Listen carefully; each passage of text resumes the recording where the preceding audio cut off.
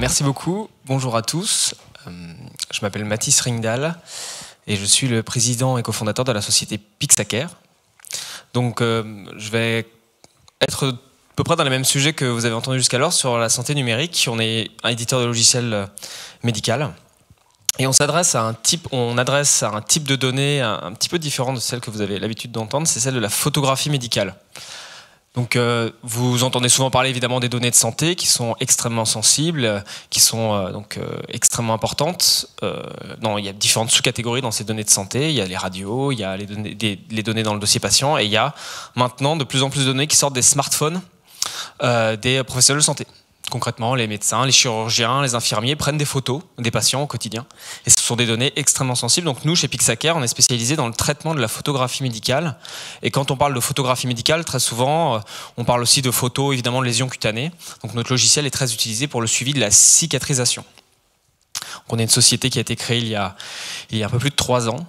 Et notre logiciel maintenant est déployé dans une vingtaine d'établissements de santé en France et en Belgique et est utilisé par des chirurgiens, des dermatologues, des infirmiers pour suivre la cicatrisation et prendre des photos des patients.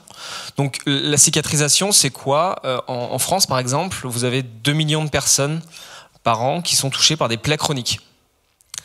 Donc une plaie chronique, c'est quoi? C'est une plaie qui par définition ne cicatrise pas, en tout cas pas assez vite, donc qui dure, qui va cicatriser dans un temps très long, plusieurs mois, voire même parfois plusieurs années, et qui vont se dégrader au fil du temps. Ça représente un coût très important pour la sécurité sociale en France, ça représente plus de 3 milliards par an. C'est colossal. En Grande-Bretagne aussi, il y a eu des études, les plaies chroniques coûtent plus cher que le cancer. Tout cancer confondu. C'est ce qu'on appelle une pathologie silencieuse.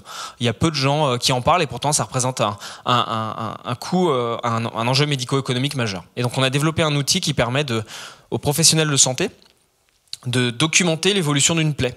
Puisqu'en fait, en fonction de comment la plaie évolue, vous n'allez pas forcément du tout mettre le même traitement. Vous allez mettre un type de pansement, un autre type de protocole, etc. Et donc c'est très difficile sur une plaie qui évolue sur plusieurs années avec un patient qui passe de l'hôpital au domicile, de savoir comment la plaie a été traitée. Donc on a développé un outil qui permet de suivre l'évolution de la plaie, suivre l'évolution de la cicatrice, et donc aux professionnels de santé de tout de suite intervenir s'il y a une dégradation. Donc c'est un outil qui permet vraiment de faciliter ce qu'on appelle le parcours ville-hôpital. C'est un outil qui permet de sécuriser aussi les données, parce que les photographies médicales, c'est extrêmement sensible, donc ça fait sens aussi. Et c'est un outil aussi qui permet d'éviter les déplacements des personnes âgées, donc typiquement qui vont faire des allers-retours entre le domicile et l'hôpital si jamais il y a une aggravation de la cicatrisation. Donc c'est vraiment un enjeu majeur aussi en termes de données de santé. C'est assez original par rapport aux autres types de données qui sont traitées. Et actuellement, donc on est une vingtaine de personnes dans la société et on a aussi mis en place. On parlait d'IA en santé. On parle souvent d'IA dans le diagnostic. On parle souvent d'IA pour des problématiques très très techniques, vraiment d'aide à la décision. Nous, on incrémente dans notre solution des outils assez simples pour semi-automatiser la mesure d'une plaie.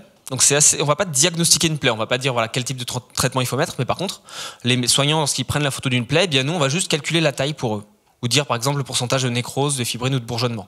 Donc on va juste faciliter un travail qui est en règle générale fait de manière assez manuelle, qui est la mesure d'une plaie, et qui pourtant doit être fait, doit être documenté. Si ce n'est pas fait, vous ne voyez pas comment la plaie évolue, du coup vous ne mettez pas le bon traitement. Donc voilà, c'est des problématiques d'intelligence artificielle qui restent du dispositif médical, donc avec toutes les problématiques qualité réglementaire nécessaires, mais qui sont des cas d'usage d'IA en santé très simples et qui créent de la valeur, à notre sens, pour les professionnels de santé dans une activité clinique et qui ne vont pas forcément vers de l'aide à la décision, mais vraiment simplement de la facilité, de la semi-automatisation de la mesure.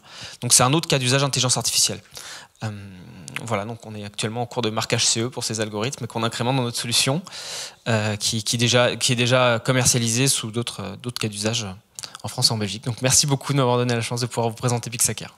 Merci beaucoup pour cette synthèse très rapide.